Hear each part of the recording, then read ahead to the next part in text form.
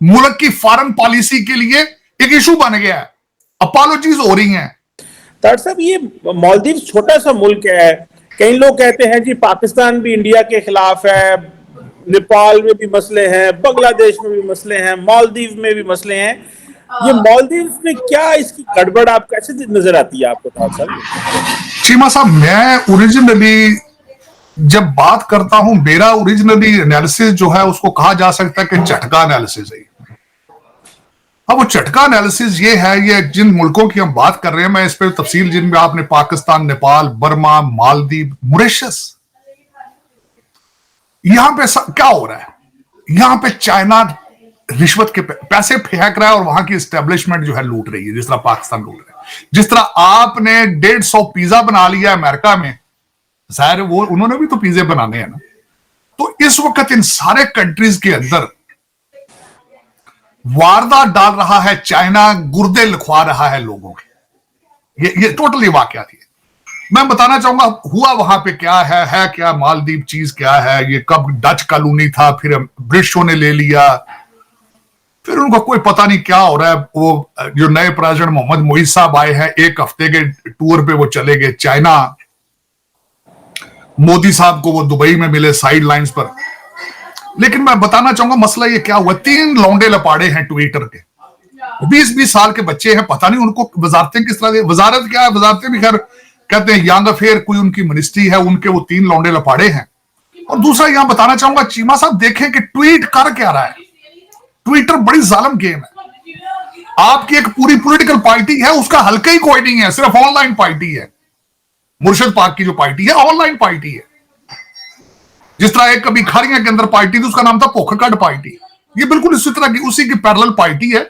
इसका कोई वजूद है ही नहीं है कहीं, सिर्फ स्वाए लौंडे लपाड़े अमीर घरों के बिगड़े हुए बच्चे, क्योंकि दूसरे तो ट्वीटर कर ही नहीं सकते ना। दूसरे तो चाहे सुबह खाते हैं, शाम की फिक्र पड़ जाती है, वो ट्वीट किस तरह करेंगे। ये तो करप्ट ब्यूरोक्रेट हैं, जिनके बाप ब्लैकिए हैं, जिनके बाप जखीरा अंदोजी करते हैं, वो आईफोन ले देते हैं बच्चों को बर्थडे पे, वो करें क्या फिर। और तो पाकिस्तान में या इस तरह के जो डेवलपिंग कंट्रीज हैं, करना तो कुछ भी नहीं है, पढ़ने का शौक को नहीं है, बाप की करप्शन के पैसे बहुत हैं, वो सारा दिन 10-10 अकाउंट बना के ट्विटर के, तो ये वाह याद करते हैं। अब वो 3 बच्चों ने किया क्या है, उन्होंने अपने दिलों अपने मन में तो उन्होंने प्रेसिडेंट मोहम्मद मोइज साहब जो है उनकी गुड बुक्स में आने की कोशिश की है, कि उन्होंने एक लतीफा बनाया है। मोदी साहब अपने जजीरे लक्षवती में गए हैं, तो उन्होंने कहा जिसका जोक बना ले, देखें ये मजाक कर रहे हैं ना, मजाक कर रहे हैं। मुल्क का सत्यानाश कर दिया, मुल्क का सत्यानाश कर, मुल्क की फॉरेन पॉलिसी के लिए एक इशू बन गया है, अपॉलॉजीज हो रही हैं। और चीमा साहब मैं यहां पे बताना चाहूंगा रिलेशनशिप भारत के साथ उनका देखें क्या है। 1988 का उनका कू था, उसको बचाया ही जाके भारतीय नेवी ने था। 1988 में मालदीव में कू हो रहा था, तो सर्वाइव सेव किया था भारतीय नेवी ने जाके। और उसके बाद वहां पे एक दफा पानी की शॉर्टेज हो गई थी, इन्होंने अपने जहाज भर भर के पानी के वहां भेजे। अगली बात बता देता हूं चीमा साहब कि वो वहां पे जो आप कहते हैं जी अपनी आर्मी आप ले जाएं, आर्मी कौन सी है वहां पे? वो 6 सारे हेलीकॉप्टर के पायलट हैं जो बैठे हैं इंडियन वहां पे, उनका रोल देख लें। उनका रोल इमरजेंसी में जहाज उड़ाना है। उनका क्योंकि इनके पास इंफ्रास्ट्रक्चर ही नहीं है कि कोई बंदा बीमार हो जाए तो उसको उठा के हॉस्पिटल ले जाए।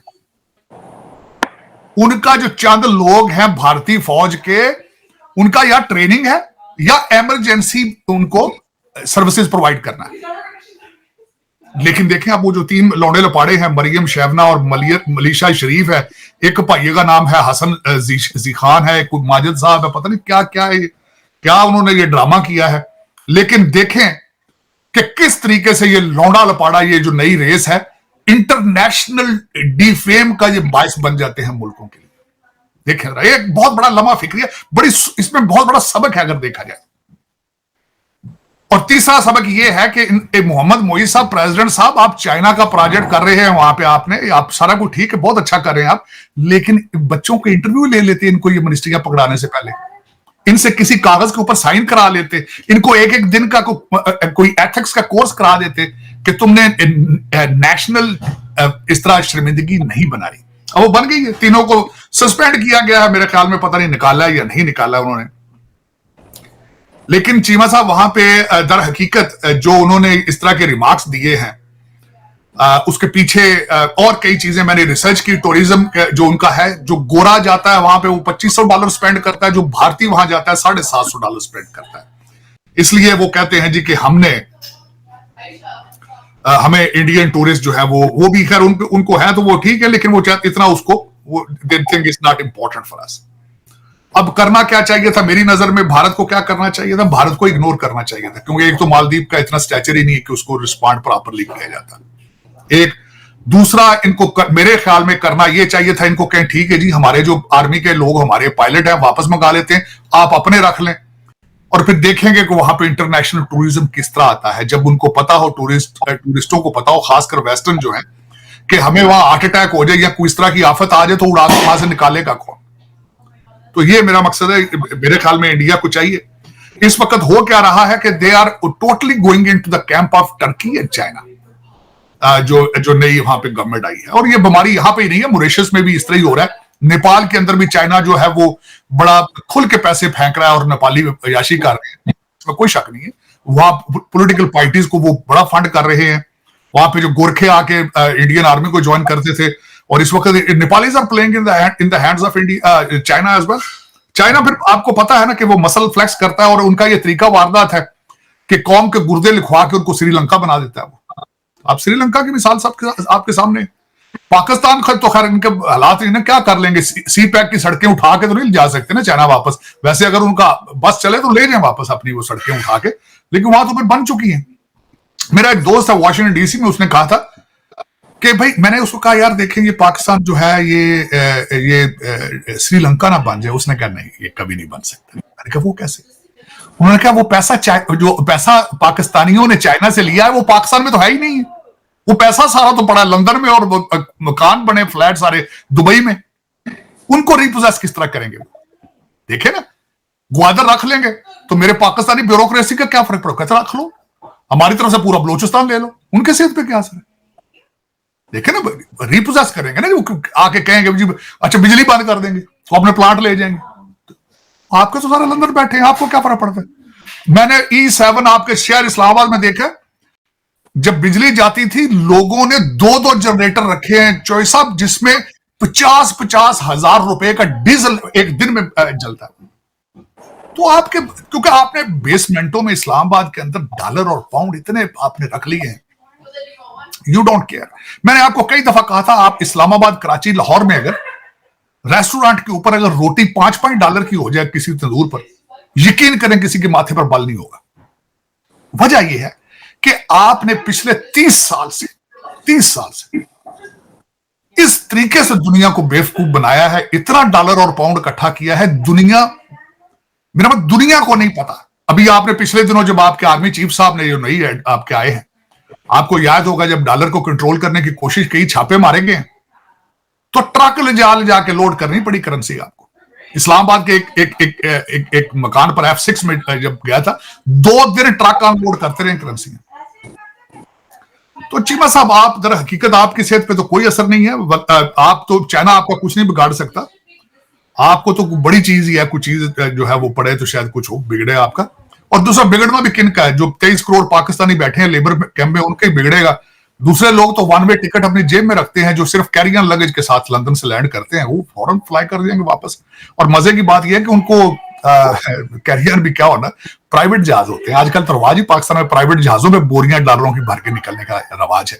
पहले रवाज था कराची के पास से लांचों पे पैसा जाता था दुबई।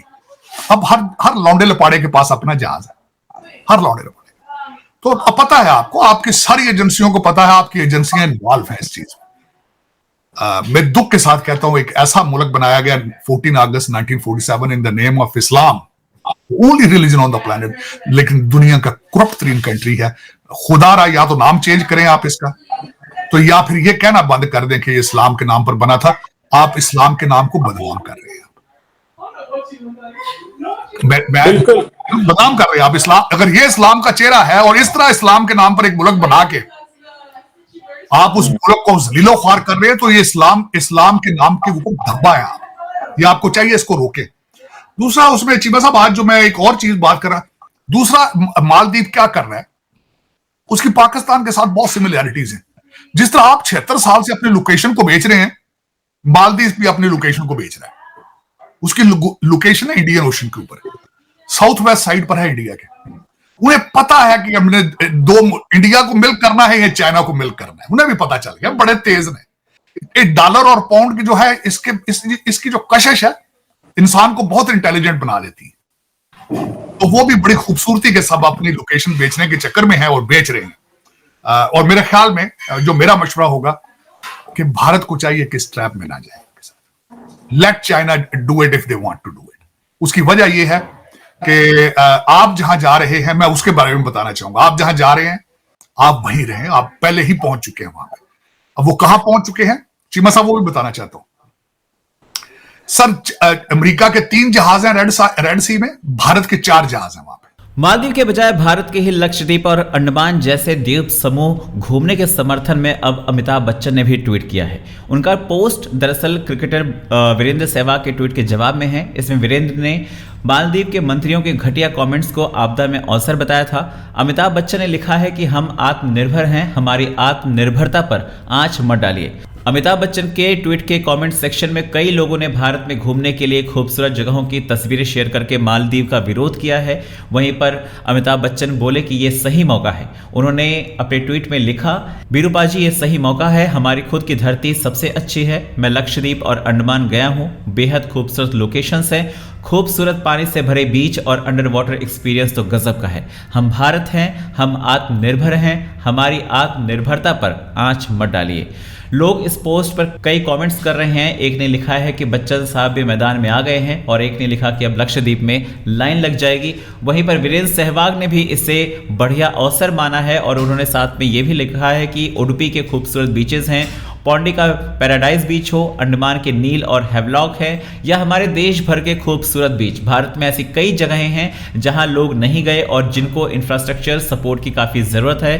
भारत आपदा को अवसर बनाने के लिए जाना जाता है, और हमारे देश और प्रधानमंत्री पर मालदीव के लोगों का कटाक्ष एक बढ़िया अवसर है। कृपया आप लोग ऐसी खूबसूरत जगहों के नाम बताएं जिन्हें एक्सप्लोर नहीं किया गया है। वहीं पर इससे पहले सलमान खान, अक्षय कुमार, जॉन अब्राहम, श्रद्धा कपूर जैसे कई सेलिब्रिटीज मालदीव कंट्रोवर्सी पर बोल चुके हैं। सभी ने भारत टूरिज्म को प्रमोट करने और मालदीव के मंत्रियों की घटिया कमेंट्स की आलोचना की है। अक्षय कुमार ने लिखा था कि उस देश के बारे में रेसिस्ट कमेंट किया जा रहा है जहां से सबसे ज्यादा टूरिस्ट पहुंचते हैं। साथ ही उन्होंने ये भी लिखा कि भारत के लोग पड़ोसियों से अच्छा बर्ताव करते हैं, लेकिन इस तरह की नफरत वो बर्दाश्त नहीं करते। आप लोगों का क्या कहना है कमेंट करके बताएं। चैनल पर अगर नए हैं तो चैनल को सब्सक्राइब करें, इस वीडियो को लाइक करें और शेयर करें।